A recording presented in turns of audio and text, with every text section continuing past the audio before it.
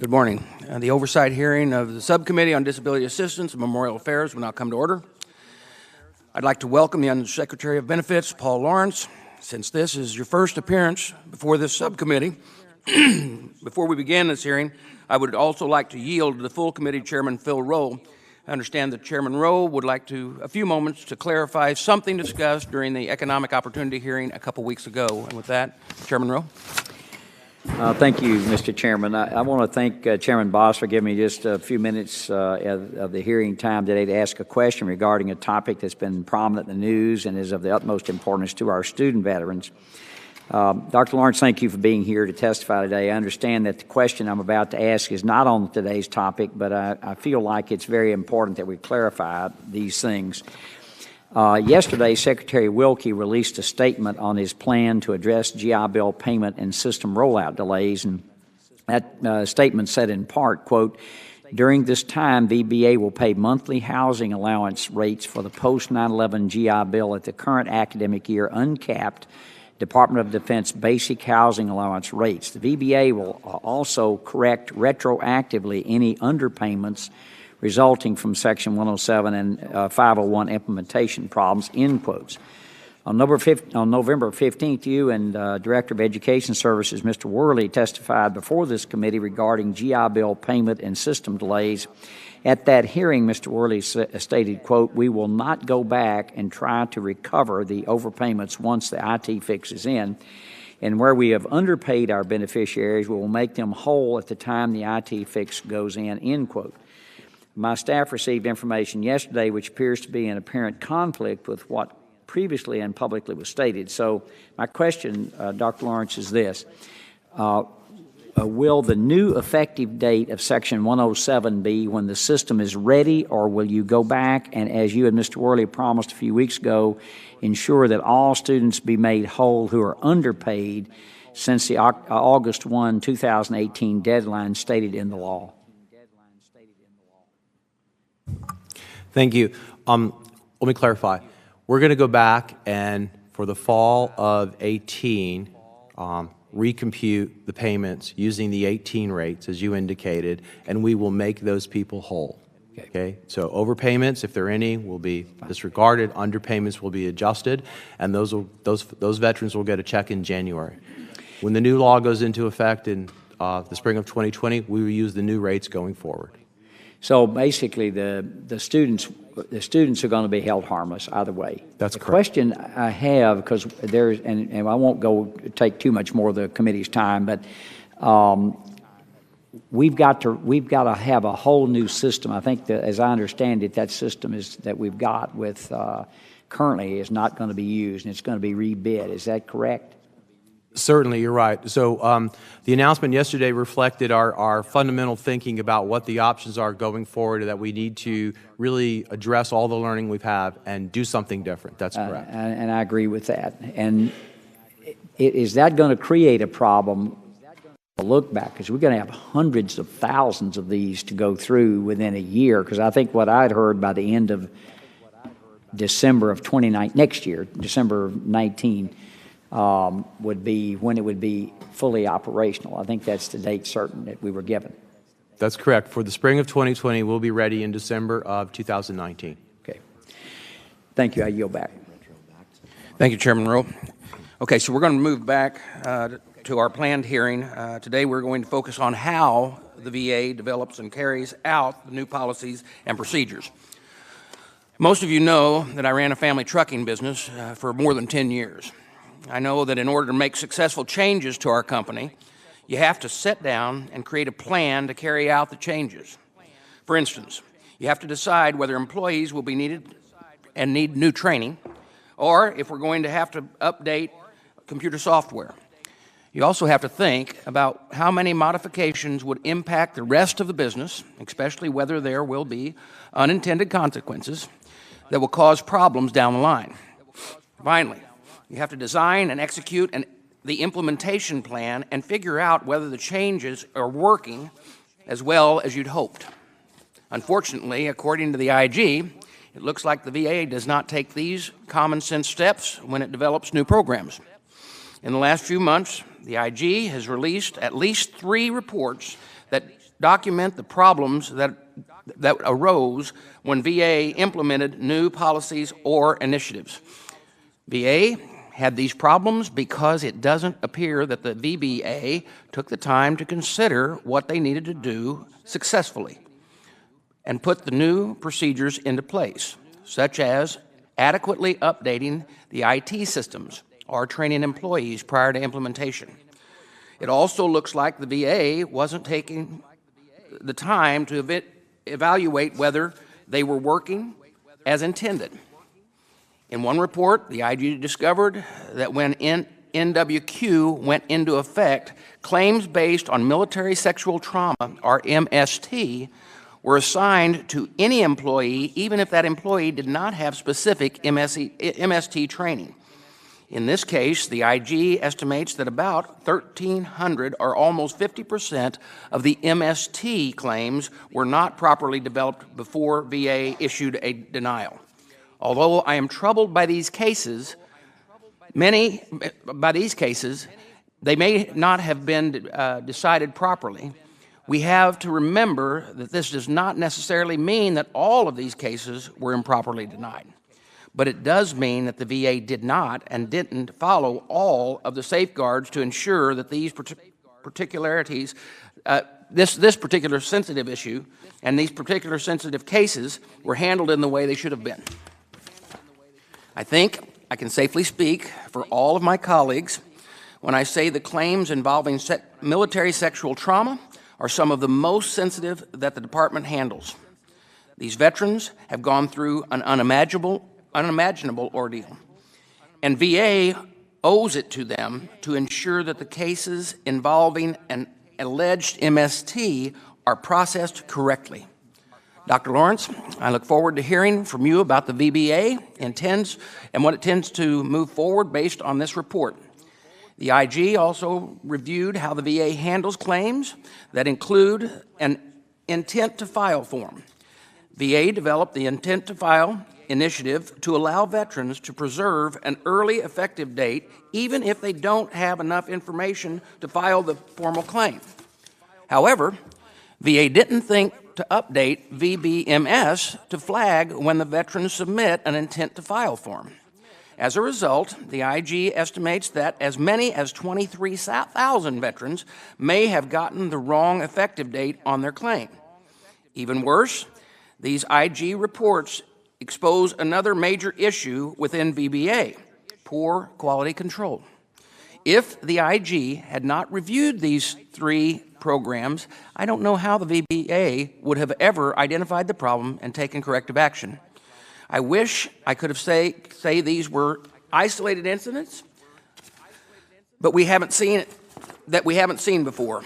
I think one reason so many VA's new initiatives fail or cause serious problems is because VA is so anxious to find a silver bullet that painlessly solves all the problems. But the VBA repeatedly rolls out new initiatives before fully testing them or considering the downstream impact the changes will have on or how it will affect the VA and how they can better serve the veteran.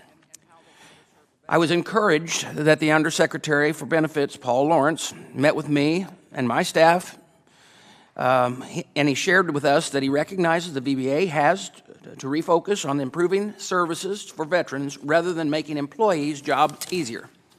I also appreciate the fact the Undersecretary's commitment to reassessing how the VBA does business so that there is more care and consideration to how the VBA rolls out new programs instead of rushing to get out a product that may not be ready to go live.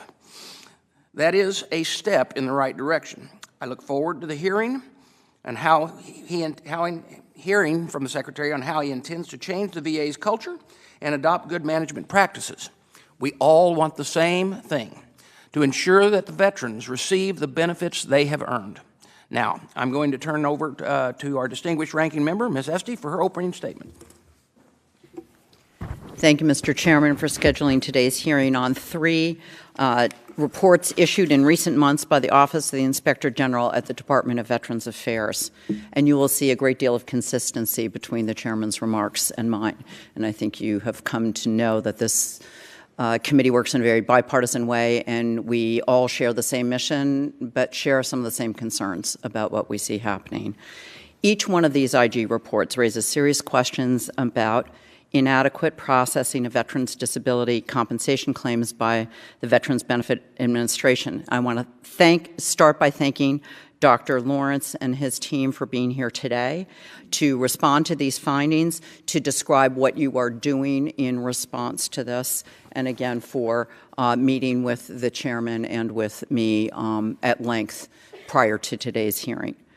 Though this hearing is setting on the reports on military sexual trauma, processing inaccuracy, and unnecessary medical exams, there's an additional IG report on the processing of ALS claims that points to similar issues, and I do want to make a brief aside. It looks like we've reached some accommodation on ALS, and I hope you'll have a chance to describe that, which I think is indicative of what is encouraging to me about the attitude you are bringing to changing culture and going that extra mile.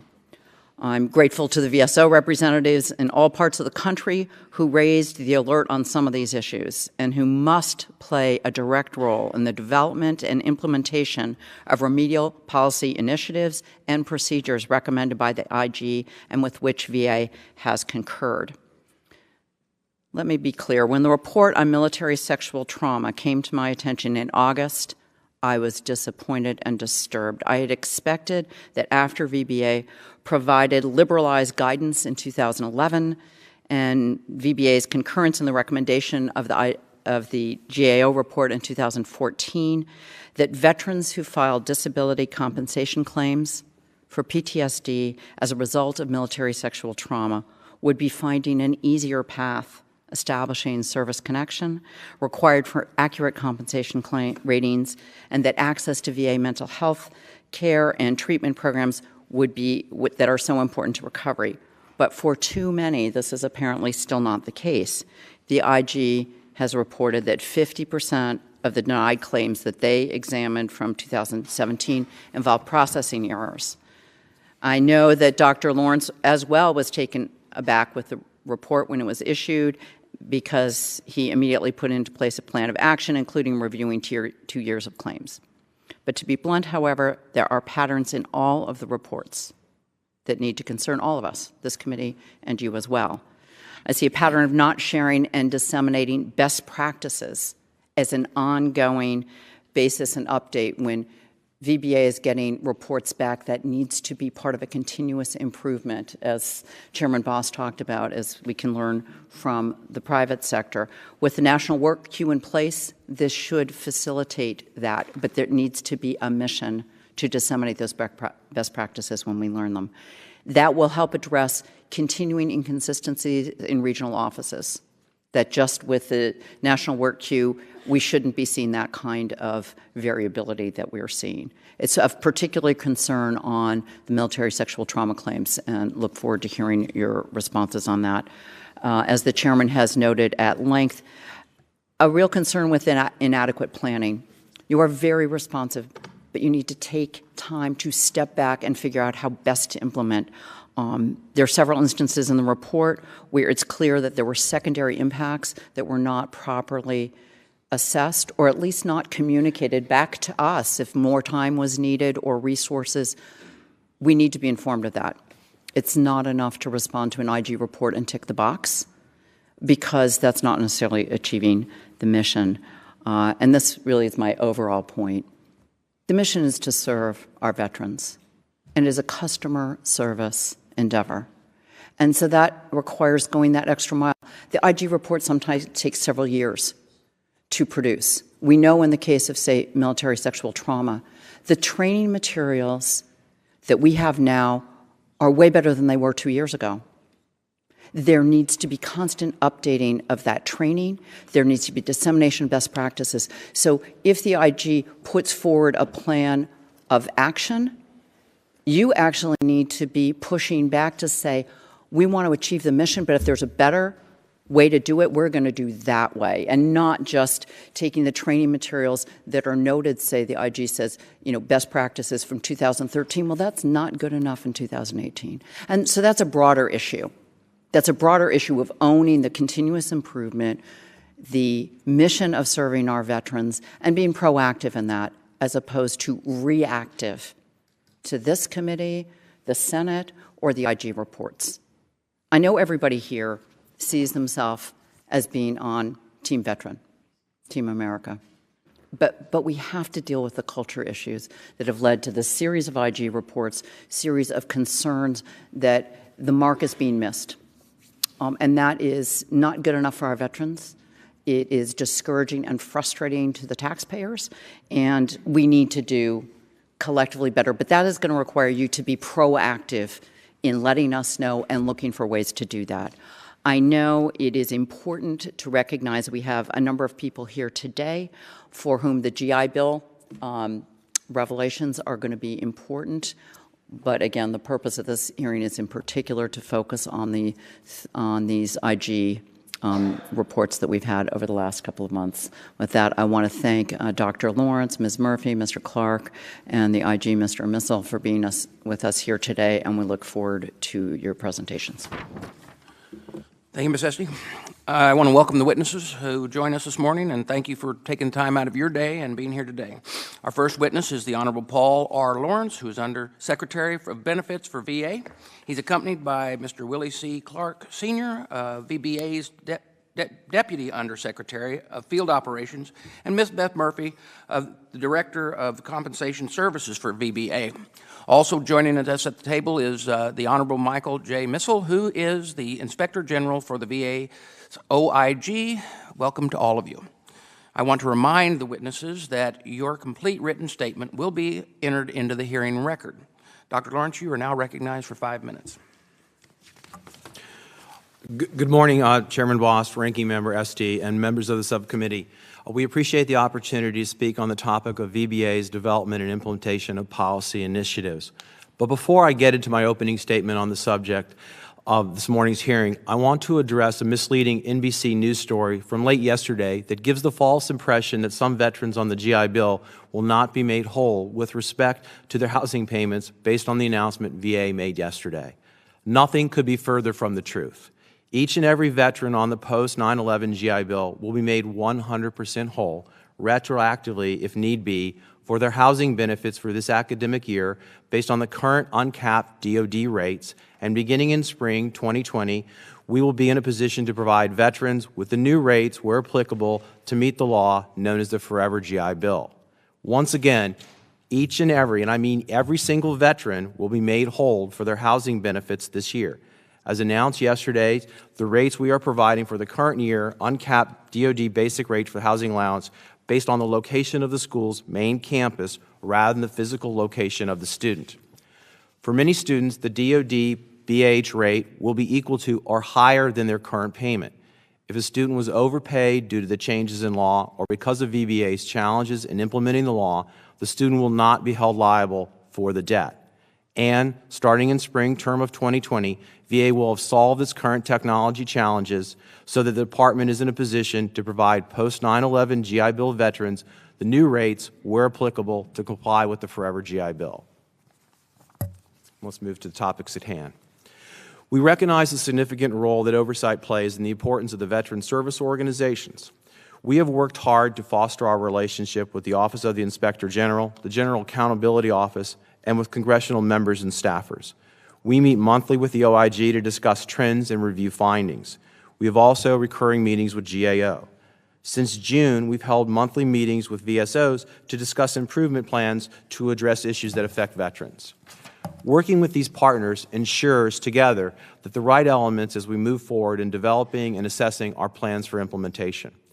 We appreciate the special relationship VBA has with the OIG. The invaluable feedback and observations the OIG provides to VBA leadership enhance our ability to review our effectiveness and validate our plans. We count on this continued collaborative relationship and the feedback that is received. We concur with all the findings in recent reports and are executing these recommendations. Let me begin with the report on military sexual trauma. VBA is committed to serving our nation's veterans by processing claims to MST in an accurate and caring manner. By October 2, 2018, VBA provided updated training and guidance to claims processor. Additionally, VBA developed an action plan that puts us on track to conduct special focus reviews and consistency studies in a timely manner. Therefore, we are returning to the best practices that previously made us effective, which includes the designation of specialized claims processor to work these sensitive cases. Let me turn to the intent to file. VBA appreciates the acknowledgement by the OIG that the error rate dropped steadily to 4% during the course of its review. The report also noted that after March 24, 2015, VA could no longer grant entitlements to benefits using an informal claim, and a new form was required. The report highlighted issues identified with this new form. It also noted that the form was introduced with a quick rollout and insufficient training. We have done better with our ITF claims, and we were able to fix issues while this report was in motion. Let me turn to the report on reexaminations. While veterans are service-connected for a disability that is likely to improve, VBA establishes a plan to review the current severity of the condition. Many of these reviews result in reexamination. OIG's key findings included reducing the number of unnecessary reexaminations. In response to this recommendation, VBA has provided targeted training to identify where reexamination is needed. We have also created tracking systems which allow us to better identify and manage the workload. VBA has also developed a phase implementation plan to assess quality. Each of the phases focuses on a set of business rules that help us identify unnecessary case reviews. Finally, I'll address the most recent report on claims for ALS. VBA concurred with OIG's findings and has taken steps to address the recommendations to improve the proficiency of our staff. On November 19, 2018, VBA issued guidance and updated training to specialized claims processors assigned to work these complex claims. Mr. Chairman, we've heard the concerns that VBA has rolled out many programs too quickly and with insufficient training. Previously, in an effort to address problems, we focused on unilateral decisions and did not engage our stakeholders early enough. Since I arrived, we have been more thoughtful and systematic in our approach. I developed 3 priorities, the third of which is fostering a culture of collaboration. One example of the difference in management style is my first senior leadership conference, where meaningful discussions led to the development of 14 integrated groups with both headquarter and field membership. These groups gather data, conduct analysis, collaborate with stakeholders, and map out plans for solutions on topics ranging from performance management to quality improvements to reducing rework. I launched several organizational assessments, including utilizing external consultants to survey several functions and offices in VBA to obtain objective insights, appraisals, and recommendations for improvement based on best practices. I am implementing a deliberative approach to planning, consulting, executing, assessing, and then doing course corrections and leveraging best practices with each new initiative or policy change. VBA is now focused on continuous improvement, and we do this deliberatively and collaboratively. We look forward to coming back to you as a group or individually to discuss our successes. This concludes my testimony. I look forward to answering your questions. Thank you, Mr. Lawrence. Mr. Missel, you're recognized for 5 minutes. Thank you. Chairman Bost, Ranking Member Esty, Chairman Rowe, and members of the subcommittee. Thank you for the opportunity to discuss my office's oversight of VBA's programs and operations. I want to begin by detailing recent changes to our oversight model for VBA that allows us to better review national policy changes and focus on VBA's high-impact programs and operations. Previously, we largely conducted oversight through inspections of VBA's 56 regional offices. In October of 2017, we implemented a new national inspection model for VBA oversight. Under this new model, we now conduct nationwide audits and reviews of high-impact programs and operations within VBA with a focus on identifying the root causes of any problems uncovered and making meaningful recommendations. Since implementing this new model, we have published 15 oversight reports related to VBA. In these reports, we made 55 recommendations for improvement, identifying nearly $278 million in potential monetary benefits. I want to highlight 4 recently issued reports related to our oversight of VBA. In July, we reported on whether VBA required disabled veterans to receive unwarranted medical reexaminations. In August, we published a report that examined whether VBA staff correctly processed claims related to veterans' military sexual trauma prior to denying the claims. Also in August, we published the results of a nationwide review of whether VBA staff assigned correct effective dates for compensation benefits for veterans using the recently implemented intent to file process. And last week, we reported on whether VBA accurately decided veterans' claims involving service-connected ALS, also known as Lou Gehrig's disease. These reports identified common systemic issues that contributed to our findings. The primary root causes of the problems we found were deficient internal controls, inadequate program leadership and monitoring, a lack of information technology system functionality, and the unintended impacts of VBA's National Work Queue implementation. To be clear, we believe that recent VBA initiatives and policy changes were well-intentioned to expedite the benefits delivery process. However, these reports revealed that VBA leadership's emphasis on efficiency has affected the ability to review and process claims accurately. As detailed in our reports and my written testimony, these recurring deficiencies resulted in the inadequate delivery of services and inaccurate benefits rendered to veterans. We understand that VBA's leadership has been taking numerous actions for the last several years to address the changing and growing demands for benefits and services and to reduce the claims backlog. However, the recurring deficiencies we identified are often the result of VBA leadership making management and operational decisions without fully considering and planning for potential unintended consequences resulting from their actions. These include sacrificing accuracy for timeliness, rolling out national initiatives after small and short pilot programs, and implementing programs that do not have fully developed IT systems and robust internal controls. For example, VBA's intent to file initiative had a short 6-month implementation and delivery period. Errors generally occurred because VBA did not take the time to set up adequate standard operating procedures before implementing the new initiative. Additionally, VBA's IT system lacked the functionality to assist rating personnel in assigning correct effective dates for benefits for intent to file claims. Since nationwide implementation of the intent to file process, VBA has taken steps to improve its control activities and IT functionality, which has resulted in improved accuracy. But the errors that occurred during the initial implementation period will have to be reviewed and corrected, requiring the use of additional VBA resources. We believe VBA's implementation of our recommendations will help limit the unintended consequences of VBA's policies and programs and better position VBA to provide services to veterans and their families in the most effective and efficient manner possible. VBA has generally concurred with the 55 recommendations we have made under our new national inspection model and has provided acceptable action plans. VBA must now follow through with the difficult work of implementation if they are to carry out the responsibilities effectively and be good stewards of taxpayer dollars. We will, of course, monitor their progress.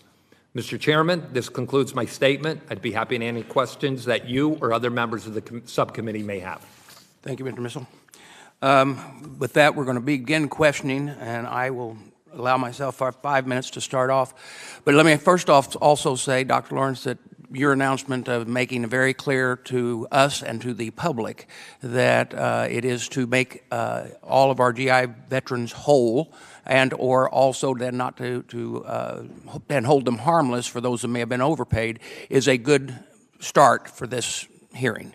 And let me tell you that I believe that it'll also calm down a lot of the questions that would have probably come up here today. That being said, we do have some real issues that we've got to deal with. And I'm gonna go a little off script here because I know the question I want to ask, but I want to express it this way. I know you came in May, and but I was a full-time firefighter.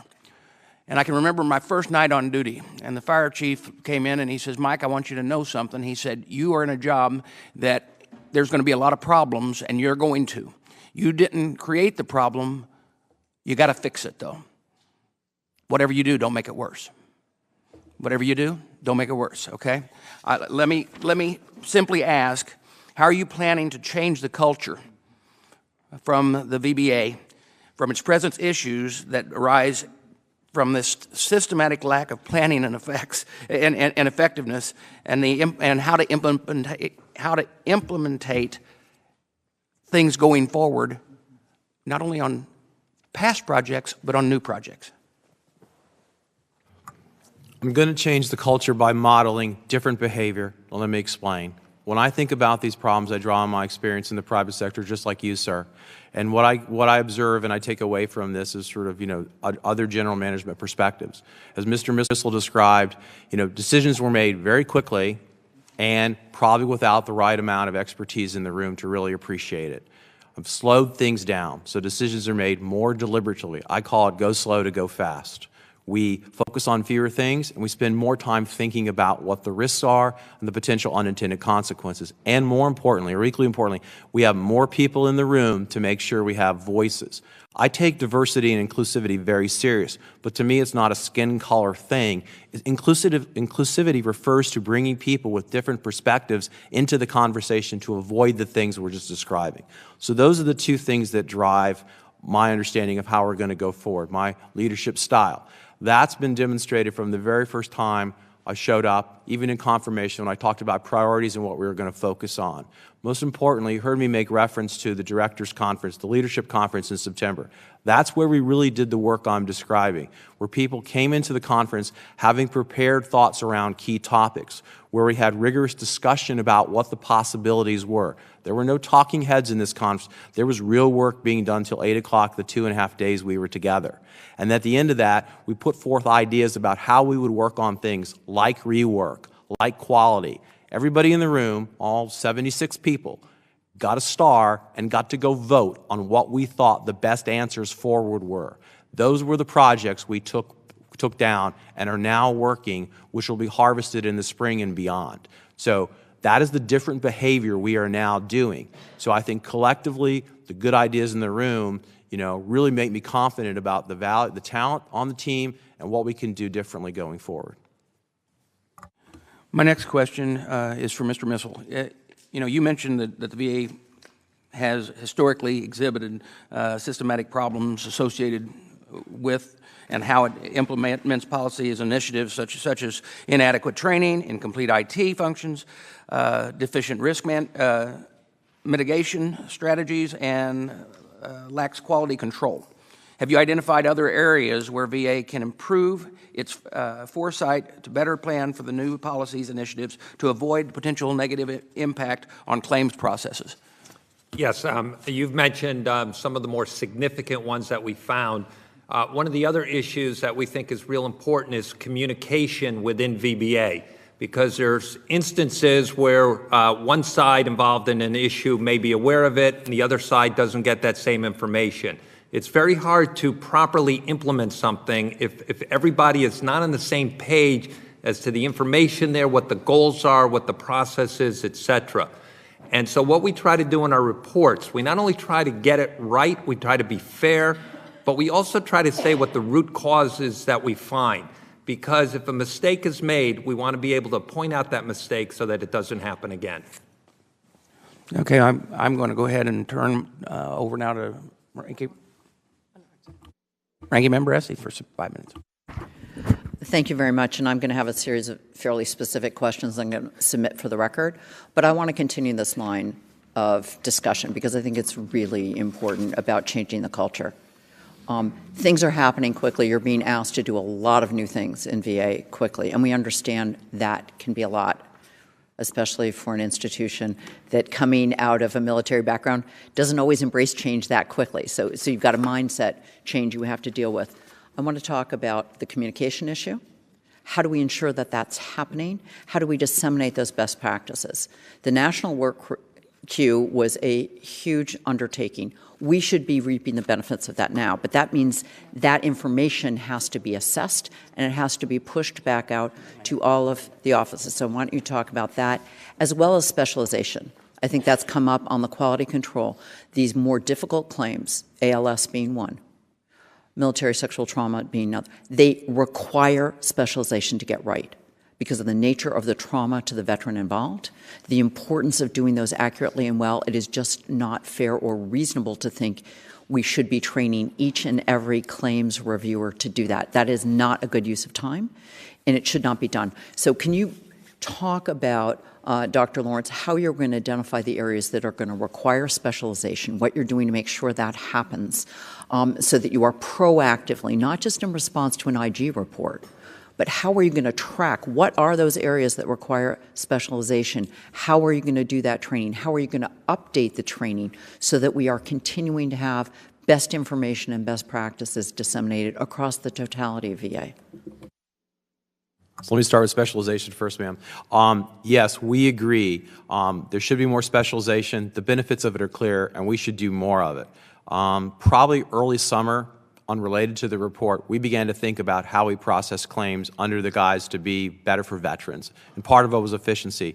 We are identifying which claim should be bundled in a specialized manner like this. And so we have what we call lanes, and there's specialization by virtue of this. We are trying to balance the efficiency we get, the sensitivity, the caring, and quite frankly, the right places we should do this around the country. This is something we're already working on, and we think the benefits are clear, and as we discussed with you leading up to this, to build on even some of the things we better understand about the veteran experience. So we should do more of that, but I want to be careful it won't be the answer to every problem. But we see the benefits of specialization, and we want to reap those. We draw on best practices from some of the leading companies, and they caution us to be careful because at some point you can go too far. But we don't think we're anywhere near close to that based on the work we've done. If I could just answer your other two questions. In terms of communication, yes, ma'am, that was something I thought about a long time. In any large organization, as you know, we have 24,000 people. Our construct is headquarters and then 56 regional offices around the country. We have tiers of people and levels in between that we need to communicate with. This also came up in our directors conference, and there's a project that's just concluded about how we're going to more formally communicate what the mechanisms are, what the vehicles are, what the responsibility of everybody is to participate, and then pass that information along. That will not solve every problem, but at least we'll begin to address the awareness of issues, pushing it out to everybody so we have greater consistency. And your last thing, I think, was the training to make sure we got it. And let me draw on Beth here because I know she's been thinking a lot about this as we deal with that. Thank you, sir. We've really been empowered under Undersecretary Lawrence's leadership to look for different ways to do things. As far as training, I think in the past we've relied on a more one-dimensional aspect of training, which is we put out a call or we have a PowerPoint material, someone delivers that, or you do that online. These days, when you want to find out how to do something, what I do, and I know a lot of folks do, is you go online and you look for a video. I would rather have someone show me how to do something rather than just tell me how to do something. So we're capitalizing on that with new technology and tools and platforms. With the intent to file, that was part of the solution. We used a video to instruct folks how to look for the effective date with the intent to file, and we reaped the benefits down to a 4% error rate and more recently a 2% error rate. We're doing the same thing with the military sexual trauma. Rather than a PowerPoint, it is now a video that says, I'm putting myself in the place of the military sexual trauma coordinator. We're going to walk through the checklist, how to develop for these cases, how to make these phone calls. So it's a more dynamic, three-dimensional training that folks can access at their leisure. And it also, it's mandatory, but then you can go back and look at it for a refresher as necessary. Thank you, and I see my time has expired. Thank you. I yield back. Mr. Kaufman, you're recognized. Thank you, Chairman. Mr. Missel, what is the central problem here? We get this all the time, that, how we're going to do things differently, and at the end, they always fail. The VA always fails. Is it that they never assess the requirements properly, they don't manage contracts properly? What would you say is the central reason for failure? I think there are a number of different reasons why these programs don't operate as effectively and as efficiently as they should. I think you can start first with the planning phase. Do they do enough to plan? Do they take the proper time?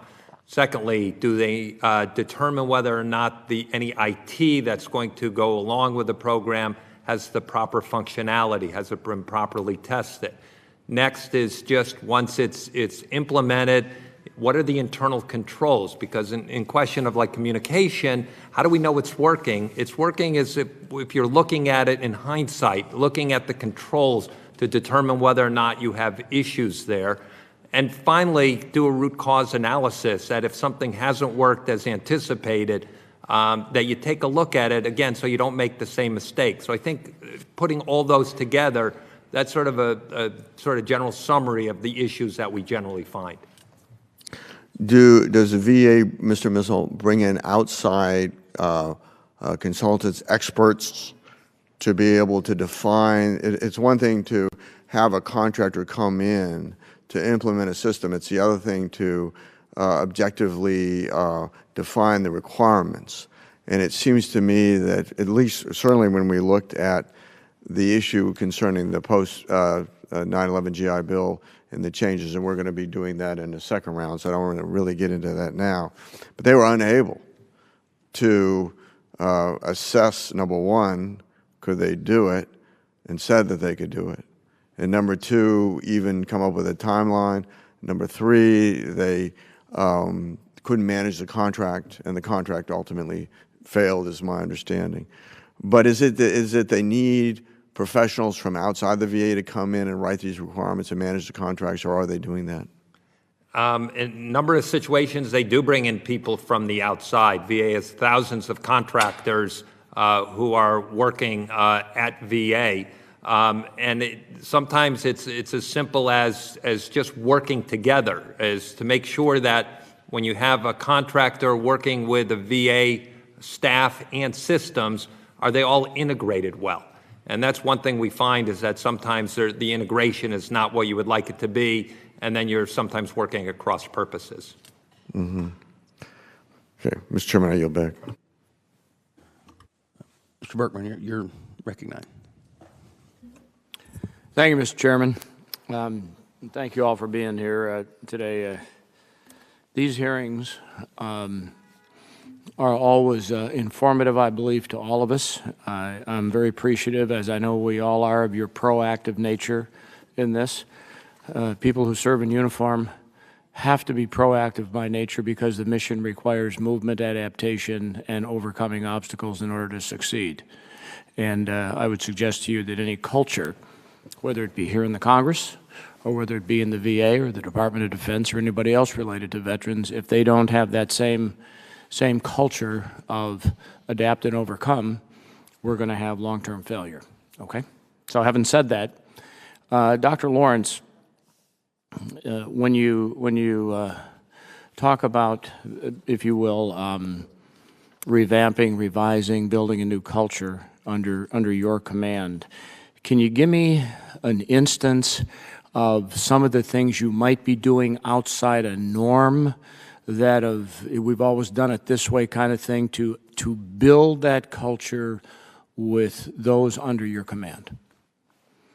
Sure. One of the things we've done, and I alluded to this in my opening statement, is really searching hard for best practices in industry. If you think about what we do, for example, we maintain an insurance product line. We can learn from how the world-class insurance companies learn and copy those behaviors that are relevant. So I want to really draw on leverage best practices from around the world. I don't mean as good as it gets in government. I mean world-class elsewhere, because we can be that good because the talent at VBA is that strong. Okay. Let me ask a question, because I appreciate that. Looking outside your organization for best practices is what I heard. Do people come to work because they have to or because they want to under your command? I don't know the answer for me specifically, but I will tell you the survey of why VBA employees come to work every day is the purpose of the mission of serving veterans. We've had outside studies done of that prior to me, and consultants come and talk to us all the time and say that is a very powerful draw to why folks come to work at VBA. Okay. The use of contractors. How if you have those who are on your payroll, if you will, as your employees under your command, and then you have this adjunct group that melds into your organization for a time, but not as permanent employees. How then, what do you do within the culture that you are trying to create that will make those contractors feel part of that team, that they're actually, they're just trying to stay because they want to stay working for the veterans? What kind of programs or policies or training things do you have in place to bring those contractors in, that it's one group? You can't tell who's the contractor and who's the employee. So we focus on, when we use contractors the way you're describing, because sometimes we use them for spot solutions, right? They come, they assess something, and they leave. So they wouldn't quite qualify for what you're describing.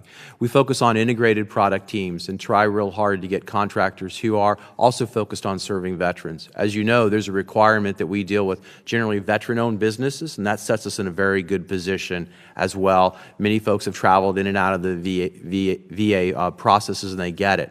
So really, we've seen people working closely together, and quite frankly, we think VA is a good client to have if you're a contractor or consultant, and people come to us and they want to stay for long periods of time through the contractor relationship. Okay, and one last question, because I see I have about a minute left.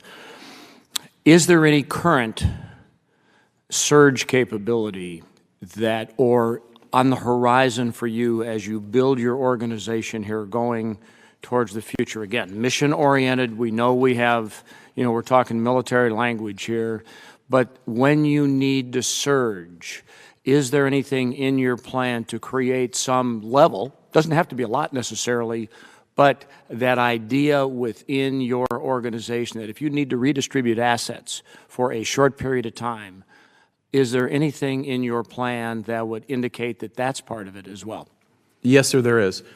So, for example, in the September-October timeframe, when we were experiencing real difficulties with the GI Bill, our call centers were overwhelmed. We're staffed for 15,000 calls a day. We were getting north of 25,000 a day. I'm looking at best practices for other call centers to figure out what the surge capabilities are. Often they have relationships with other external entities for situations like this, Christmas, for example. So yes, that's definitely part of our plan, because I don't think the answer for veterans should be wait. Okay, thank you, and I yield back. Thank you, Mr. Banks. You're recognized. Thank you, Mr. Chairman. Dr. Lawrence, yesterday's news report regarding the Forever GI Bill was deeply concerning, even more than when we heard from you testify last before my subcommittee, the Technology Modernization Subcommittee, a couple of weeks ago. Your IT systems continue to leave veterans in need. The mission of the VA should not continue to be compromised because of a foible like this. What was the rationale behind you getting rid of the Booz Allen contract? And why would you not just have Booz Allen hire different subcontractors to do the job?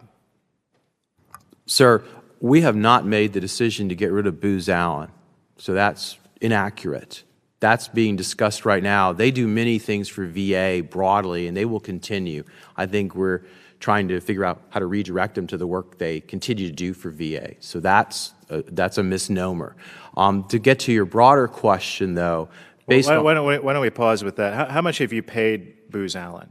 I don't know. I don't administer those contracts. We can take that for the record. Okay, please do. Then go ahead. More broadly, I think, my recommendation forward, which the Secretary and others churned on and accepted, dealt on sort of three primary tenets. And this was pretty clear to me based on my professional experience as well as just traveling through this journey. Then I arrived at we had real challenges with accountability. And so I stepped forward and said I would be the person accountable for implementing the GI Bill. We had difficulties with the program management structure, so we will engage our FFRDC, Federal Funded Research and Development Center, the special relationship we have with the MITRE Corporation, to provide conflict-free advice on the program integration, the schedule, and help us manage it. And then we will go find a world-class contractor to deal with the following: systems integration and software development. 2 weeks ago when I sat here, you listened to the contractor say, I do software development. We need to do systems integration. You'll recall I drew the chart with all the boxes. That's what he was talking about. In hindsight, we need a systems integrator and software development corporation to help us. Okay, let me switch gears a little bit. One of the issues that came up on the committee staff's trip recently to Muskegee GI Bill processing office was the problems that processors were having with Microsoft Word and other Microsoft systems. It's my understanding that you were given a plan before Thanksgiving from OI&T to bring in a team to try to address these problems. Have you acted on that plan, and if not, why not? Sure, we had a team there when I visited the next week, so yes. And what have they done? What has that team done? They've to been address those issues? they've been deconflicting the software and identifying workarounds to make it so it does not lock up, and that's been dramatically reduced. I'm still concerned that we're using workarounds versus a solution, so we're trying to figure out whether we need to engage Microsoft, for example. But again, that's been... So you're still trying to figure out whether or not to engage Microsoft? What yeah, has that team accomplished? What has come out? They're about 95% of the way there, and the question is, is it because we have workarounds or we solve the problems, and that's still being assessed. When do you think we'll be at 100% of the way there? I don't know the answer to that. I'll be happy to come back and talk to you about it. All right, I yield back. Mr. Adwag, you're recognized. Thank you, Mr. Chairman. I want to thank the ranking member for holding this important meeting. I also want to welcome the panel. Thank you very much. My question is for Inspector General Missel. Are there any of your recommendations in the MST report that VA is not addressing? I'm sorry, that is not. Are there any of your recommendations in the MST report that VA is not addressing? No, they've concurred with all of the recommendations and are in the process of implementing them, and we will review that to ensure that they're fully implemented. And Dr. Lawrence, how are you planning to address the rest of IG's recommendations? And when is the timeline to complete these actions? We're going to address them aggressively. We've already started on some, so I know. Let me draw on Willie here because he actually implements the plans we have. Good morning.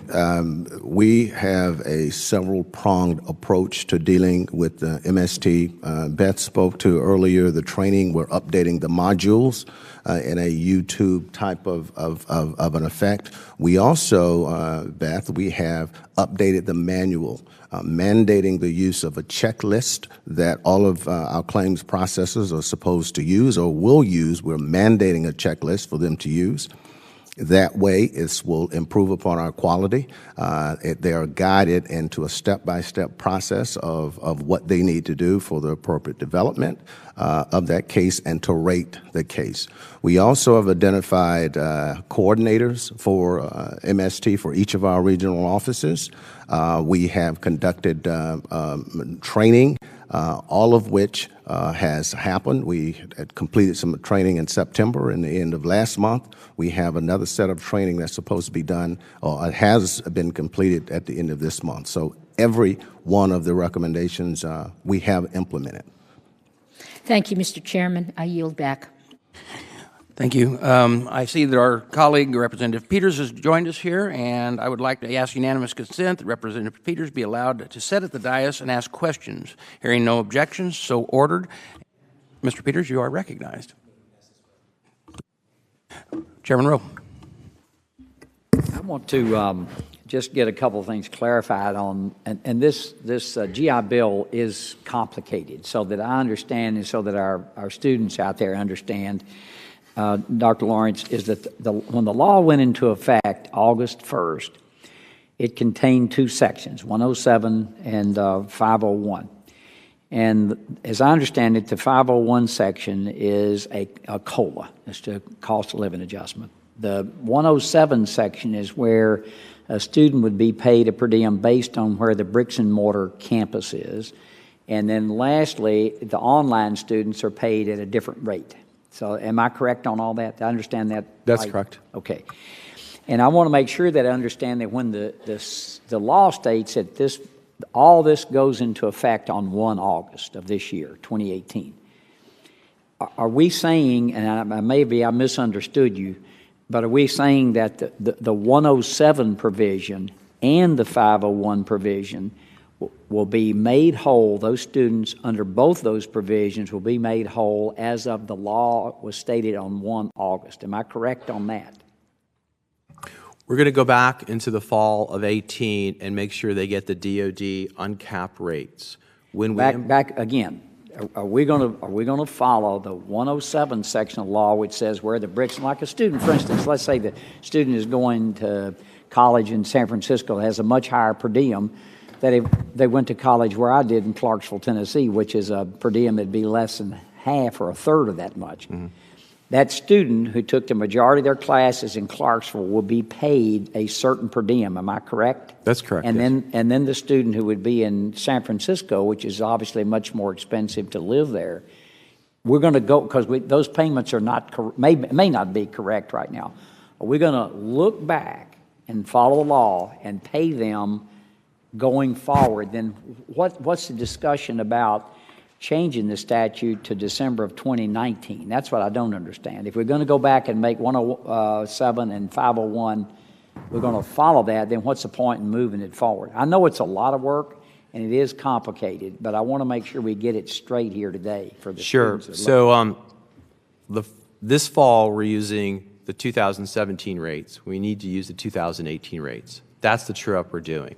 When we implement the law, the Forever GI Bill, in December of 2019, we will not use the zip code. We will be using the definition of campus, and that's what we'll use going forward. But the law states now that in August 1 of now we should be doing that, correct? That's correct. So again, why wouldn't we follow the law? Because there are going to be a group of students that for at least 1.5 academic years are not going to be paid correctly and are not going to be trued up. Am I right on that? No, they'll be trued up for this fall, okay? It is not clear what the difference will be come the implementation. Maybe none. I mean, maybe none. Maybe none. We will have to assess the burden on schools to go back. We'll have to assess the burden on VBA, and we'll have to figure out the benefits for folks we're describing. It is not clear there will be any difference under this interpretation of what a campus is. But, and again, I'm not trying to overdo the point, but if we follow the law as is, then you've got to go back and look. It creates, I realize, a lot of work to do that. I understand that. To go back and make sure that those students who started class in the fall semester in August of this year are going to be made whole according to the law as it was passed August 1 and stated in law August 1 of 2018. Right. We'll seek to work with you and your staff to better understand whether that's in the best interest of veterans, given all the work you described, the potential low benefits from doing that, quite frankly. So I think we need to figure out whether we need to come back to you and ask for a legislative change to push the date to December 1st or not. It's not our intention to harm veterans. We also have to think about the broad veteran population and whether what you're describing yields any benefits, just work. Well, I think anyway, we'll continue this. I'll go ahead and yield back, but I want to make sure that we off mic work through this and just see how many veterans we're talking about, because there could be some that we've underpaid out there, and probably are veterans that have been underpaid, and we want to make sure that those veterans get what they've earned and what the law stated. I yield back. It's Chair's intent to have a second round of questioning. The second round of questioning will be a 3-minute, so the members know. So recognizing myself, because we really want to focus, this GI thing is big, okay? And we want to know, and I think the people deserve to know, because when Representative Banks asked, there was still some confusion on the statements, I guess, that were made yesterday, and you clarified those, and I appreciate that.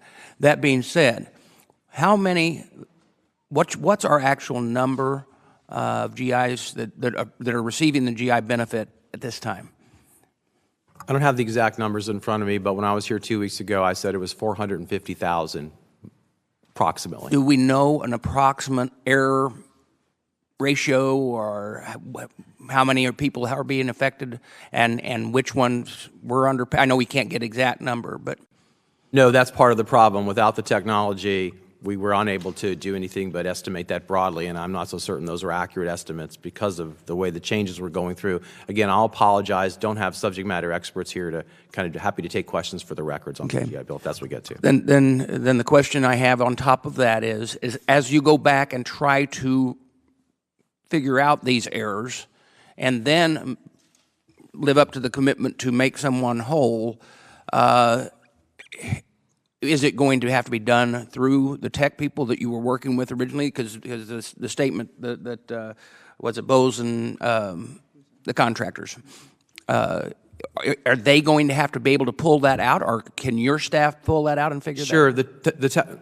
Sorry, I didn't mean to cut you off, sir. The technology is in place to do the true-up I've described for the fall of 2018. Next 2 weekends, we'll load the 2018 rates, we'll compute them, and folks who were short will get a check in January for the difference. Okay, I think another concern is where the chairman was asking as well.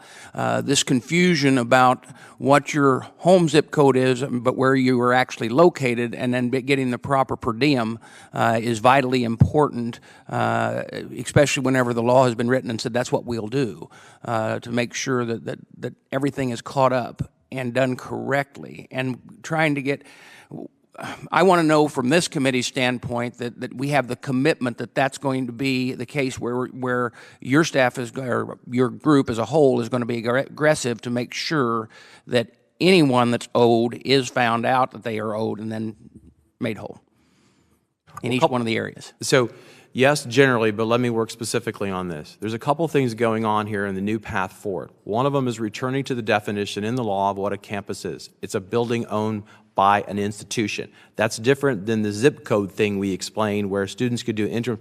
This is different. That difference will go into in place December 1st, 2019 for the spring semester of 2020. When we ask to go back, it's not clear what the differences will be, and that's what we have to figure out and work with your team to figure out. Is all the processing going to end up with one person getting a check for $1? We don't know that yet. It's not our intention to harm veterans, but it's also our intention to process the GI Bill effectively and accurately going forward. Okay, I'm out of time, but Ms. Esty. Thank you, Mr. Chairman. Again, I think we need clarity on this, and this is again an example of we had an intent in the law. Veterans may have understood that to be a certain way, so we may still have an issue. You may look at the law and say, well, we interpret it this way. I assure you we are going to have constituents who will say that is not what we thought that to mean. So we need to be in close communication as you look at what is an error to understand there are going to be veterans who believe that they were promised this, and we need much greater clarity. And that takes me to sort of the second point. The IG noted that some of these systematic problems going back, and I'm thinking now with our hearing next week, we've got appeals modernization rolling forward. So what are we going to do not only on the Forever GI Bill, but on appeals modernization to be looking at that IT capacity and knowing what the requirements are so that we are not faced with exactly the same kind of situation with appeals modernization, where we're having to go back and redo and rerun and rework, which is one of the core things we need to stop doing, is having so much need for rework. So if you can address what is being now, are we doing beta testing? How are we going to ensure that we understand the needs the system will have from an IT point of view, that we aren't learning by the seat of our pants, having done a national rollout and actually not being ready to do that? I don't want to steal the thunder from the team that will appear before you on next week on appeals modernization, but they'll tell you a very positive story with technology. The system is in place and they're doing end-to-end testing exactly the way you're describing. I will tell you that the takeaway from my confirmation hearing were the two things that I should worry about going forward were the GI Bill and appeals modernization. And after I was in office for 1 week, I started meeting with both teams every week for an hour to understand the state of what's going on. I'll tell you that in terms of appeals modernization, you see a very different experience. The team began working together 3 years ago. The systems we used are some of the most mature, and the technology we use is new and invented just for this purpose. So far along the way, all tests have been passed. I'm very positive. They'll tell you more about it next week, I believe. Well, I hope we can take the lessons that are being learned there and make sure that those are used every time with forward-going programs, and to the extent we can, then put this back into the forever GI, or at least maybe we cut that off and start over again with the kind of design we're doing to benefit from this approach. Because I think sometimes trying to bootstrap and rework a system that is not working well is not a good way to go. I'm just going to put that out there as something for you to consider. Thank you, and I yield back. Mr. Kaufman. Thank you, Mr. Chairman. Dr. Lawrence, first of all, if you're unable to meet the statutory requirements that are very clear, you need to come before the Congress of the United States to have those altered. You can't simply change the law yourself if you're unable to meet the obligations that your department agreed to and the Congress of the United States mandated through law and the President of the United States signed. Let me ask you this. How many senior executive service positions do you have in VBA? I don't know the exact number. It's approximately 100, I would guess, but I'll get you the exact number. You've been there for 6 months. How many SCS positions have you let go?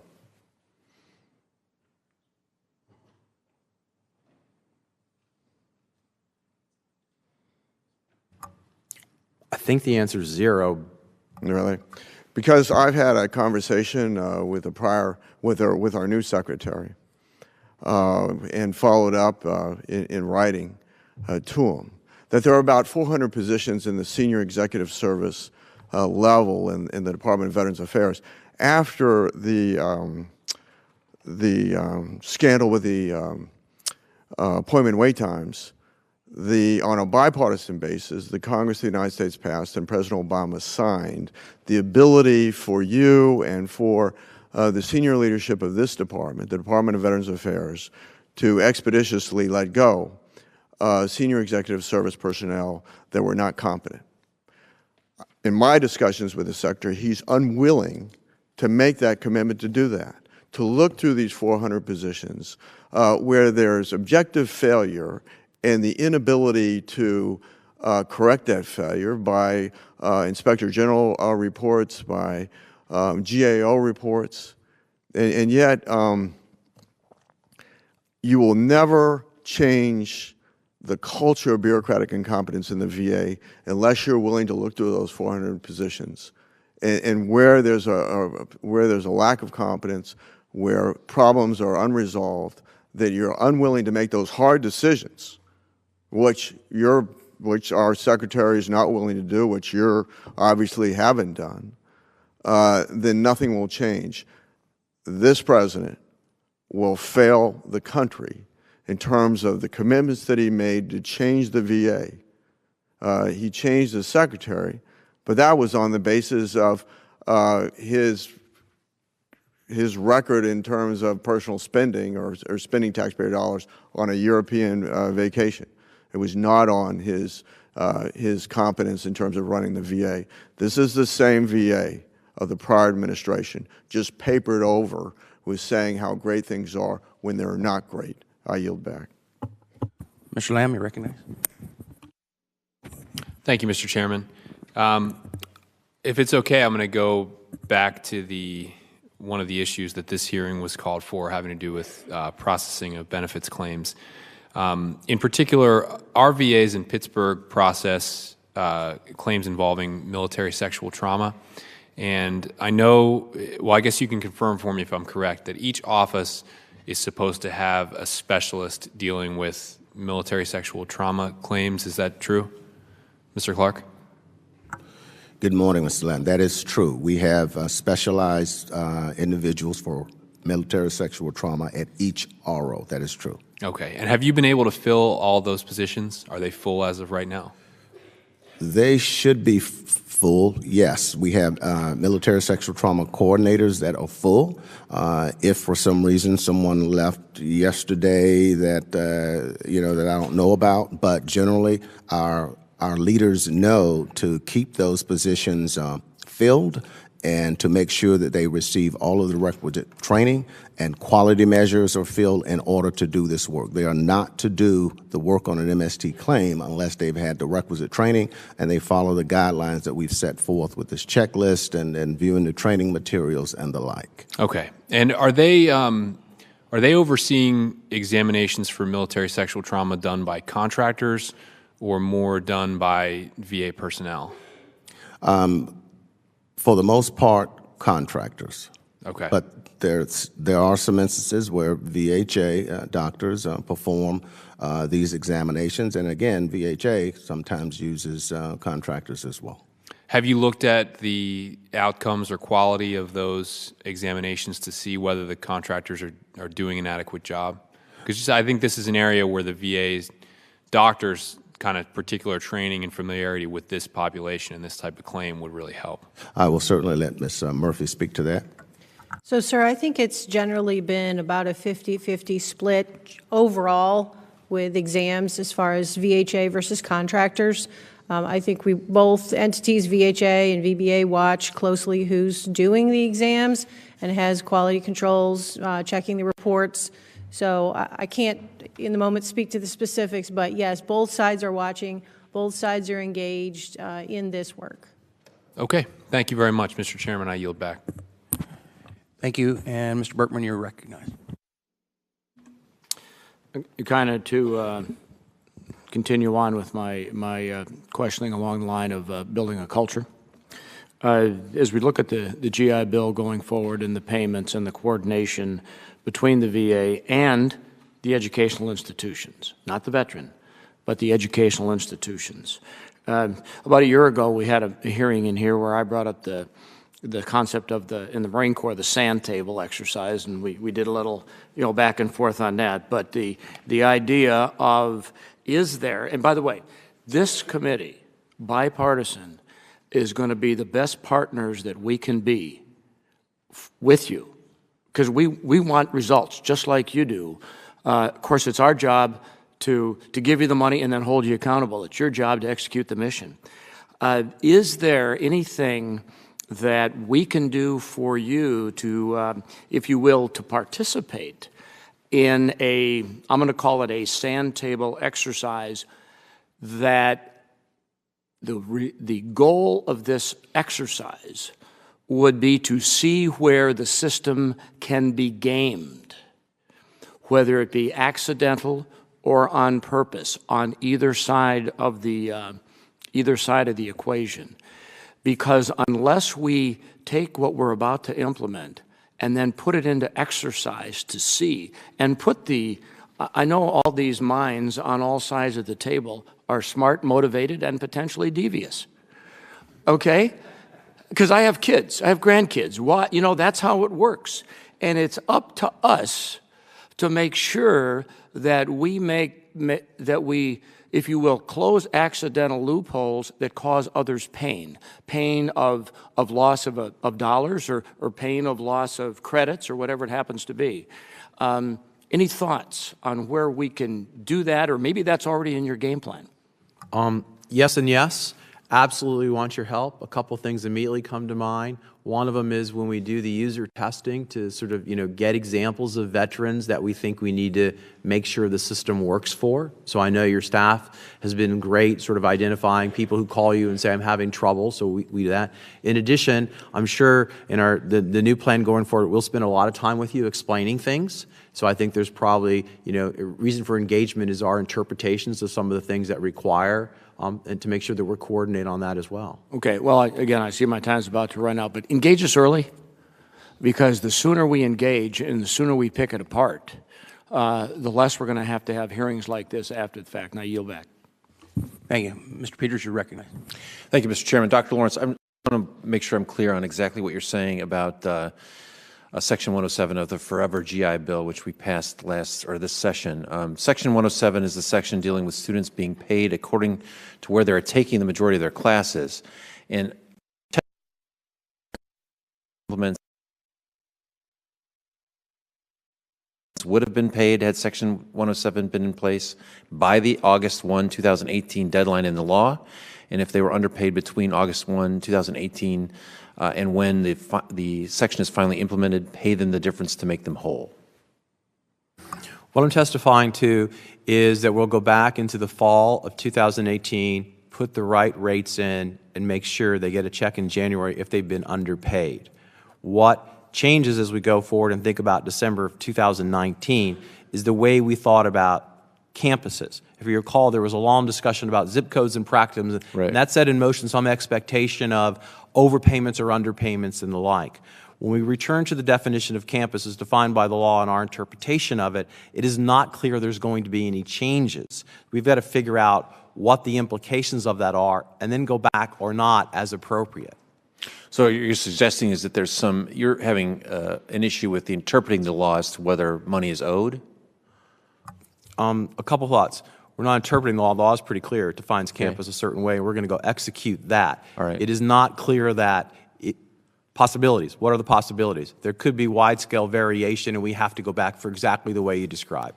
There could be no variation, and the going back would be energy that would be better spent processing claims going forward. That's the unknown we have to figure out. And quite frankly, work with you on, too. It's not our intention to harm people the way we're imagining. It's just our intention to process efficiently.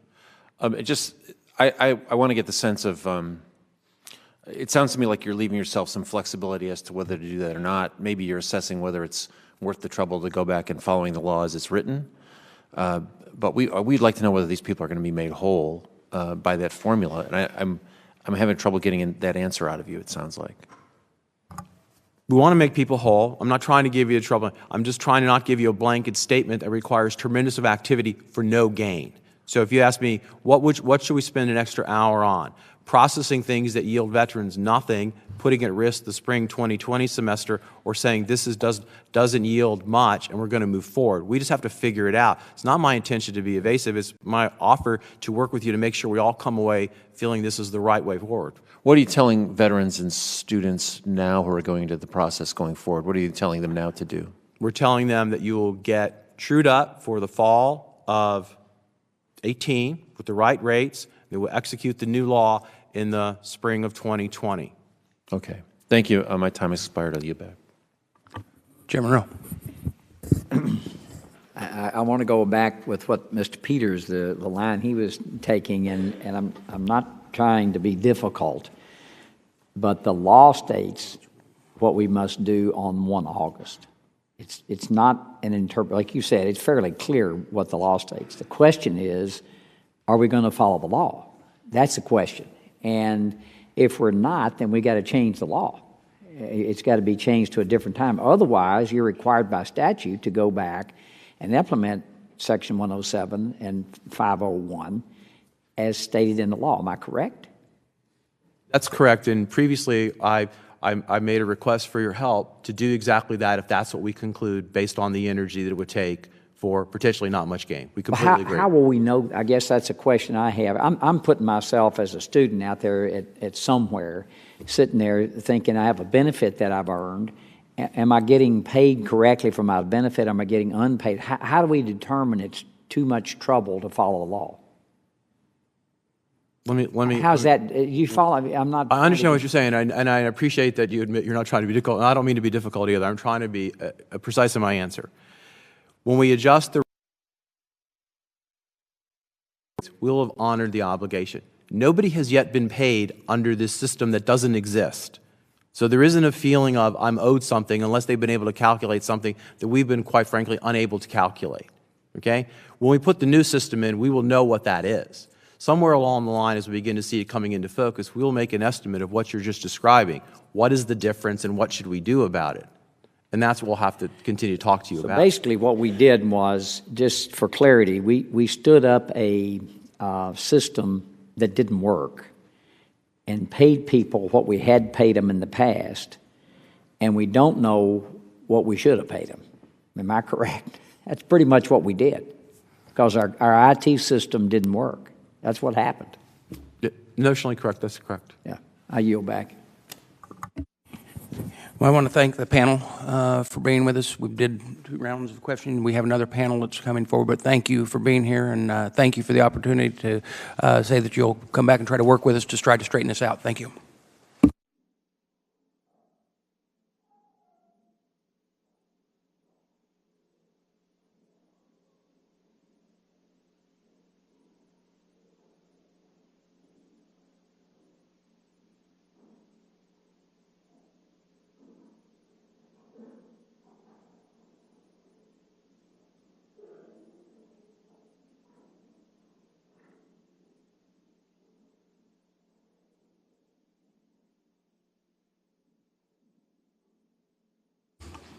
So we do want to invite the second panel to the table.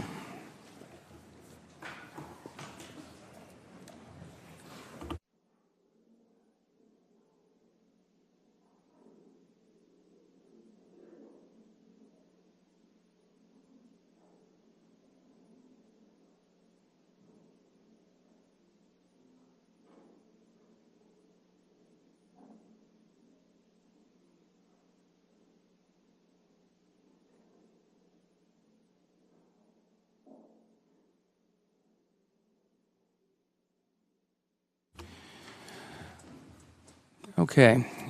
On our second panel, we have Mr. Michael Figlioli, the Deputy Director of National Veterans Services for VFW. We have Mr. Shane Learman, Assistant National Legislative Director for DAV, and Mr. Greg Nemhard, the Deputy Director of the Veterans Affairs and Rehabilitation Division for the American Legion. Thank you all for being here. Mr. Figlioli, you are recognized to start and give your testimony for 5 minutes. Thank you, Mr. Chairman. Chairman Bost, Ranking Member Esty, members of the subcommittee, on behalf of the VFW, thank you for the opportunity to testify on VA's methods for developing and implementing policy changes for VA claims. The VFW National Veterans Service, established in 1919, begins its second century of service.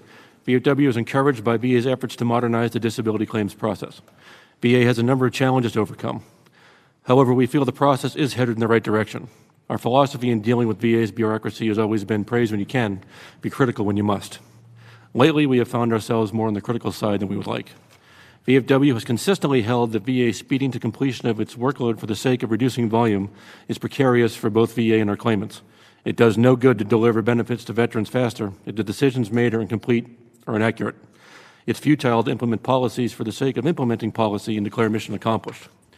Over the last 3 years, VA has rolled out programs that were intended to alleviate a number of claims and appeals-related issues. VFW and our partner VSOs cautioned VA on numerous occasions about the pitfalls of rapid development. We are appreciative of VA's efforts in seeking VSO input for newly developed platforms. Despite repeated attempts urging VA to assess shortfalls and take corrective action before implementation, we have seen VA forced to play catch-up time and time again. VFW has been concerned since the implementation of the National Work Queue. Why do some claims seem to move smoothly through the system, while others are bogged down due to misunderstood guidance or improper application of the law? We have not discerned why, other than pointing to inconsistency in the system. Up until the decision was made to level the playing field, we had the ability to mitigate irregularities at the local level. Since the implementation of National Work Queue, VSOs have been restricted more than ever in locally resolving problems at the regional office, such as the example we cited from Pittsburgh, where our local advocate was told by RO leadership that calling the White House hotline was the only way they could move on a claim that required significant attention. In my many years as an accredited VSO, this is one of the most absurd responses I've heard from VA staff on an issue that could have been easily resolved. To be frank, the VFW has been doing this longer than VA. We pride ourselves in the advocacy we provide to our claimants. But what happens when VA no longer permits its employees to do the right thing locally? I fear that the drive to National Work Queue, while well-intentioned, has only amplified problems with VA's inconsistency. The goal was to level the playing field, to ensure veterans receive consistent, timely, quality decisions. The playing field is certainly more level today, but not in the way we intended.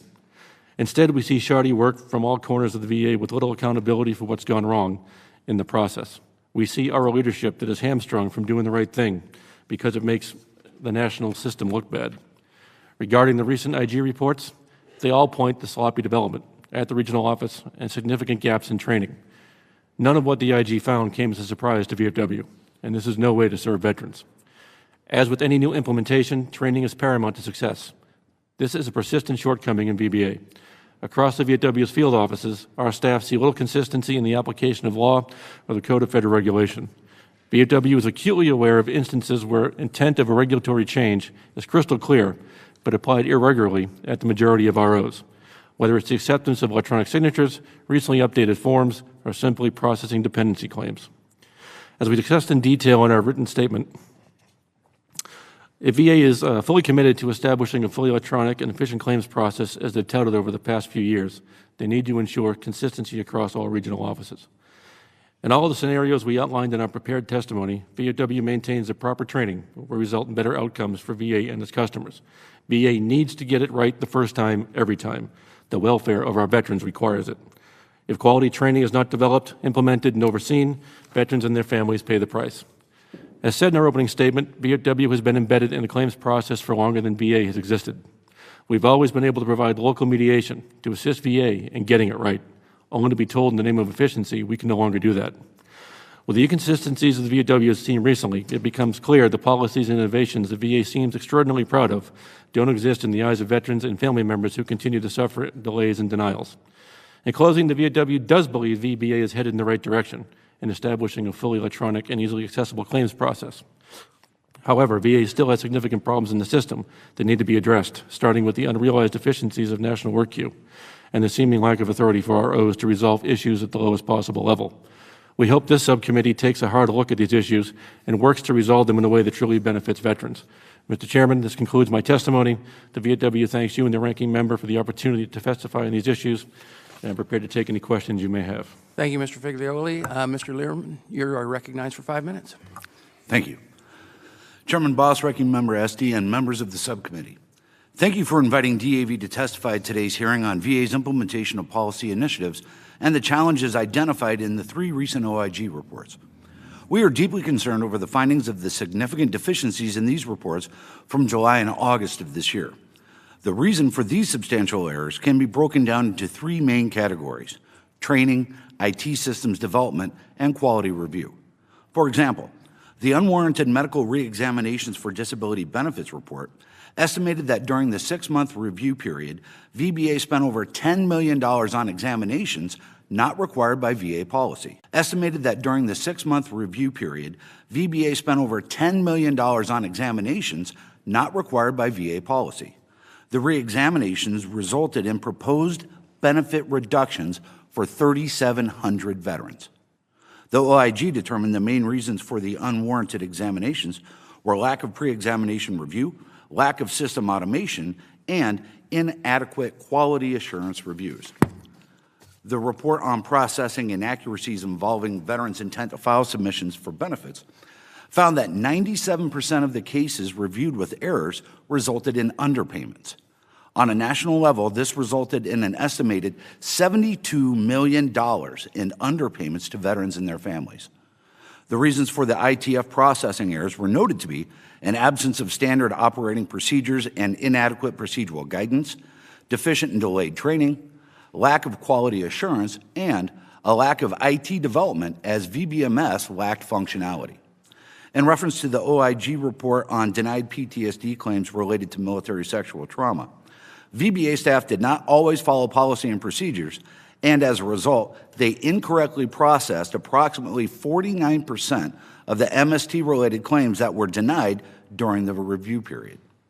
The reasons the MST-related claims were incorrectly processed were a lack of previous specialization, lack of additional review and discontinuance of specialized focus reviews, and inadequate training. In all 3 OIG reports, these errors could have been mitigated with the adoption of a VBA-wide strategic formula to apply prior to implementation of any new changes, processes, benefits, or IT systems. As demonstrated, VBA's erratic training, lack of planning for IT systems development, and uneven quality review has wasted millions of taxpayers' dollars, as well as underpaid, denied, and reduced thousands of veterans. VA needs to develop proactive measures to lessen these deficiencies in future projects. We recommend VBA to create a systematic strategic review process for new policies and initiatives. This could encompass each appropriate VA office potentially impacted by any of the new policies, such as VA Office of Training, VA Quality Assurance and Review, IT services, to include VBMS and the National Work Queue. However, to be truly effective, it requires VSOs and other stakeholders, as well as VA's frontline subject matter experts, including RVSRs and VSRs. A good example is how VBA, VA agencies, GAO, VSOs, and other stakeholders were all engaged from the beginning in the development of the Appeals Modernization Act. Before its implementation, VBA and BVA have collaborated to develop IT infrastructure, training programs, and quality review. This type of proactive strategy will lessen the preventable errors noted by the OIG. Mr. Chairman, the need for this type of strategic review process is again reaffirmed by the most recent OIG report released just last week. The accuracy of claims involving service-connected ALS report projected that 45% of the ALS claims completed during the 6-month review had erroneous decisions. And once again, OIG recommended that VBA provide additional training, better quality review, and add functionality to VBMS. A systematic strategic review process would focus on vetting new policies and initiatives to prevent these unintended consequences that negatively impact veterans and their families. It would be better for VA to invest time and resources preventing these problems from occurring rather than developing workarounds and patches after veterans have already been harmed. This pattern of systemic failures will continue unless action is taken. Mr. Chairman, this concludes my testimony. I'd be pleased to answer any questions you or any members of the subcommittee may have. Thank you, Mr. Lehrman. Mr. Nemmerhard, you are recognized for 5 minutes. The American Legion remains 100% committed to our veteran community and believe that our nation's heroes should not suffer at the hands of institutions whose existence and mission is to care for them.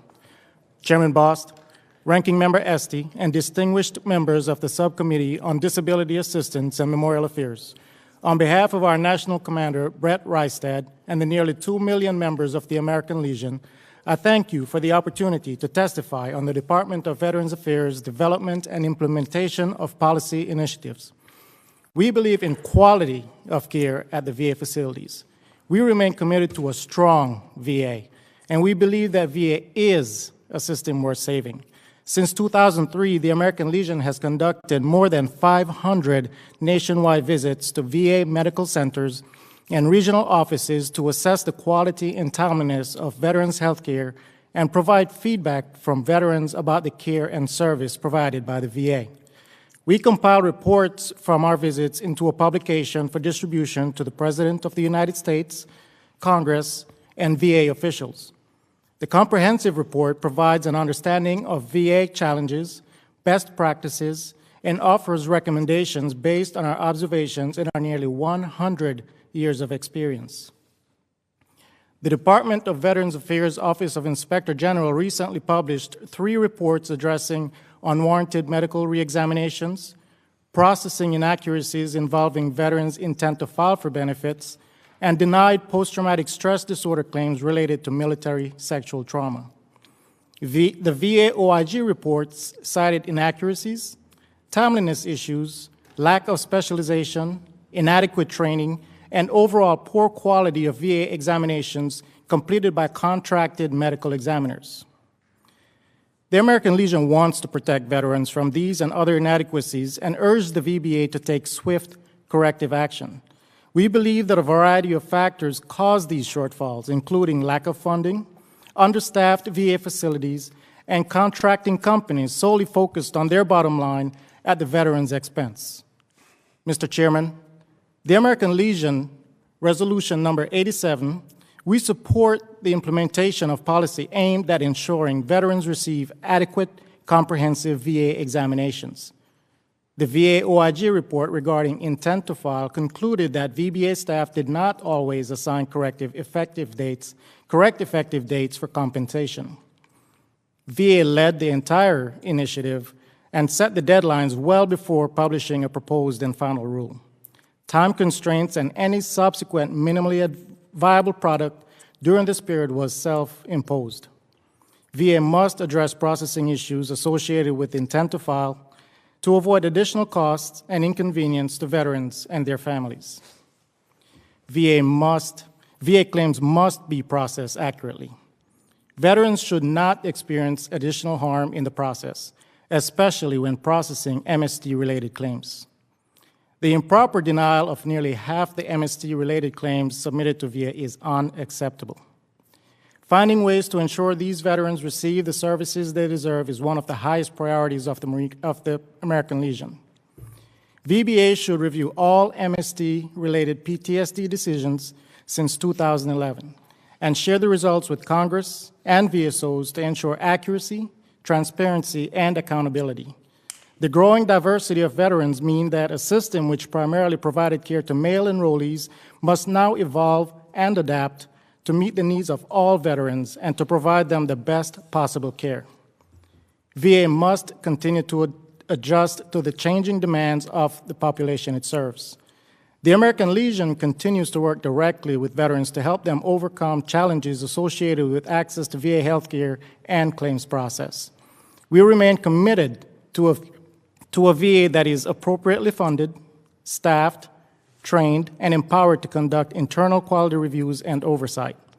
Chairman Bost, Ranking Member Esty, and distinguished members of this subcommittee, thank you for the opportunity to share the American Legion's position on these vital issues impacting the men and women who have selflessly defended this nation. This concludes my remarks, and I look forward to answering any questions you may have. Thank you. So we're going to go to the 5 minutes questionings, and I'm going to start out. Mr. Learman, we're going to start with you. And this is probably the most simple, straightforward question, but probably a very difficult one to answer, but do it anyway. How about that? Do you have any recommendations for how the VA can improve how it develops and implements new policies and initiatives? Yes, Mr. Chairman, we do. And I think one of the basic recommendations is to get everybody involved, whether it's upstream, downstream, within the VA system. Make sure all the offices are touching each other and being aware of the changes that are being made. For example, what happened with the MST-related claims when they decided to put them in the national work queue, I don't know if everybody was fully aware we lost specialization. And prior to that, in 2015, they stopped doing the special focused review or quality review of those claims. So both of those things happened, which created the problem we're currently in. So it's like those decisions were made in a vacuum. What we need to do is bring everybody in together and discuss how these are going to touch, as well as VSOs, and I really believe our VSRs and VSRs should be a part of these conversations because they're the ones dealing with this work on the local level, so they truly understand what changes will impact them and the choices or decisions they make. So I think if we're able to get everybody together, maybe not in a formal setting, but be able to vet these things up and down with everybody involved so we can see some of these possible unintended consequences in the future and prevent these types of things from happening. Mr. Figlioli, do you have anything to add to that you might suggest? Thank you, Mr. Chairman. No, I can only concur with my colleague. It's something that we have brought up to the VBA, BAS, VA a number of times. Get everybody in the room, listen to all of our experienced opinions. We are their partners. I had to commend Dr. Lawrence since he's been the new Undersecretary and being a bit more open and more inclusive. We see progress, but I would concur with my colleague. Nemhard? Thank you, Mr. Chairman. I have to agree with my colleagues here, and I want to second Mr. Figlioli's comments about Dr. Lawrence bringing us to the table. We have seen an increase in communication and meeting with the VBA, and we truly appreciate that. I think that is the way forward, and we hope that that relationship continues to build. All right, that kind of springboards me into the other question that I've got for each one of you. Can you describe the extent to which your organization consulted prior to the introduction of the NWQ and your organization's suggestions and incorporated the rollout? Thank you, Mr. Chairman. I guess when the National Work Queue was rolled out, I'm not aware of any consultation that was specifically done across the board before it was rolled out. I think it was brought to us once it was closer to a test subject and already being tested and piloted. I guess what we would have liked to have pointed out at that time is to make sure that anything that is specialized can still be specialized within the system, because by removing that, it really has created a lot of the problems, not only with the MST, but the ALS. So what you're saying, when I ask, were you consulted before? You were not consulted or talked to until it was already rolled out? Well, Mr. Chairman, that happened before I was on our legislative staff. So to answer that confidently, I'm not sure, but I'm not fully aware that we were. We may have been. I would have to discuss that with our service department. Does the VFW or the American Legion, either of you know whether you were? Well, I was not in this position at the time, Mr. Chairman, but I can get you a more accurate answer to that after this session. Mr. Chairman, thank you. I, too, was not in this position at the time National Work Queue was developed. I can only add to that we did, after the fact, bring our concerns to VA. There have been improvements made, but at the end of the day, we still have lost local advocacy through the system. Thank you, and that I yield back. And Ms. Esty, you're recognized for 5. Thank you very much. I want to thank the Undersecretary and his team for staying.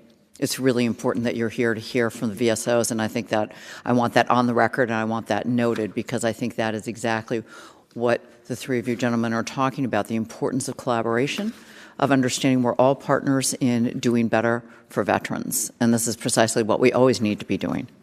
And I think what you noted about, and I was pleased, I will also note that all three of you concurred with the Undersecretary's assessment that appeals modernization is proceeding with that kind of input from the beginning, and I think that needs to be baked in as what is standard operating procedure. I also want to note, because I know from my conversation with the Undersecretary yesterday, to underscore the importance of what you do as VSOs. We discussed yesterday, he talked to me about how he had reviewed our hearing about the sort of notices veterans receive and the unintelligible language that leads to lots of questions and lots of appeals, a great deal of work by VSO officers. He said he looked at that tape and has begun a complete overhaul of those letters.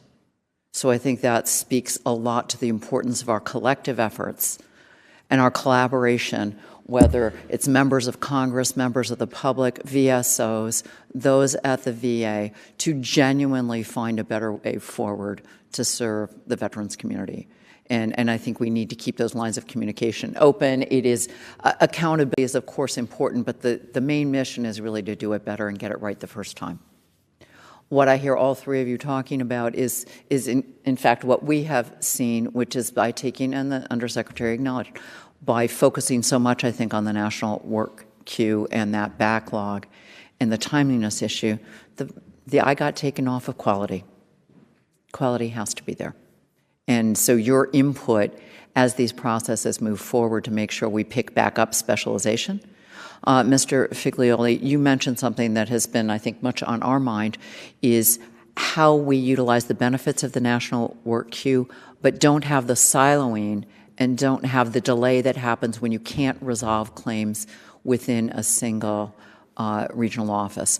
Could you expand on that a little bit? Given that we have the national work queue in place now, how can you imagine, you mentioned empowering, the ability to decide issues closer to that granular level. Can you talk about what you've seen or concepts you have for how we can try to better integrate the best of both worlds, right? That granular concentration in one office, yet the efficiency of having national work queue.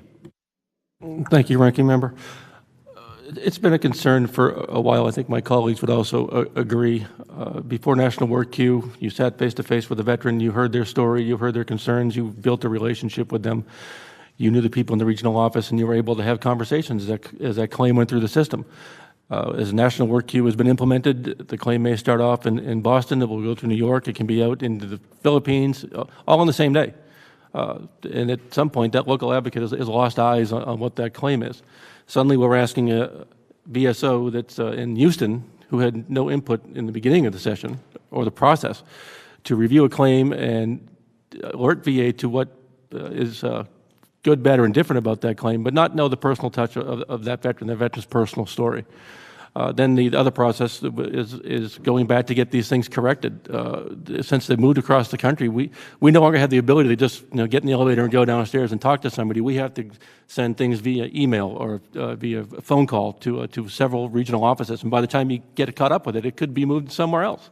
It's highly inefficient, and it's just a shame that we have lost that ability to get things resolved at the lowest possible level before they end up in appeals.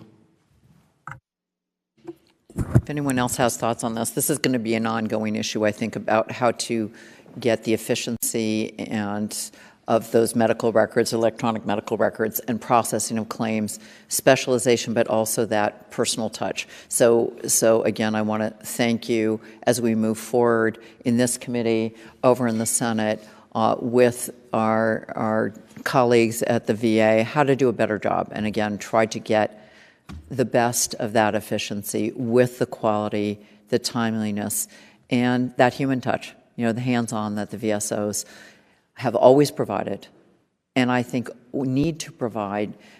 We should not expect our veterans to be experts in appeals law, Veterans Affairs regulations. That's not their job. It's our job to take care of them. So again, I want to thank all of you for joining us here today, and I want to thank the chairman for his ongoing efforts and all of you to do better for our veterans. Thank you. I want to thank everyone for being here.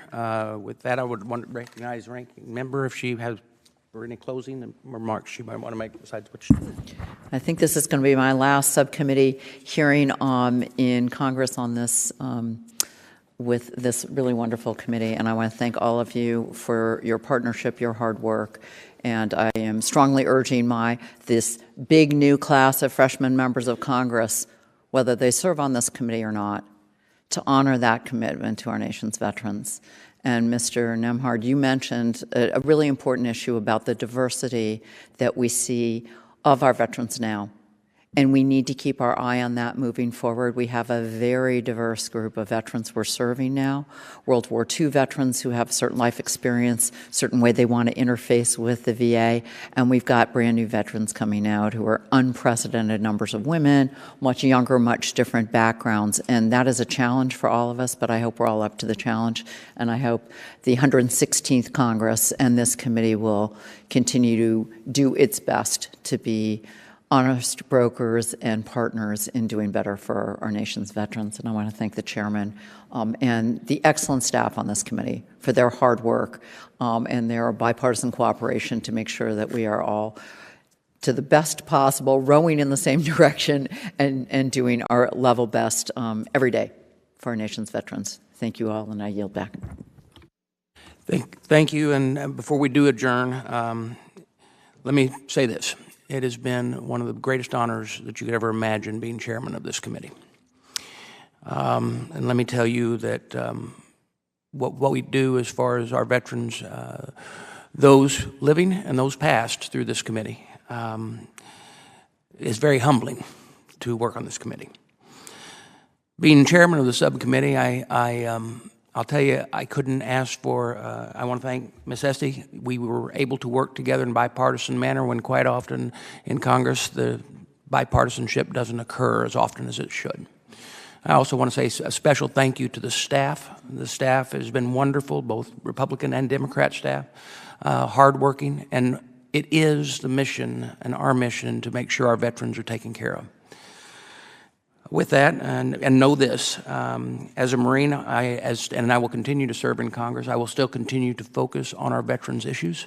And I thank the American people and my people that voted for me in my district that gave me this opportunity. And thank you to Chairman Rowe for giving me the opportunity to be chairman of this subcommittee.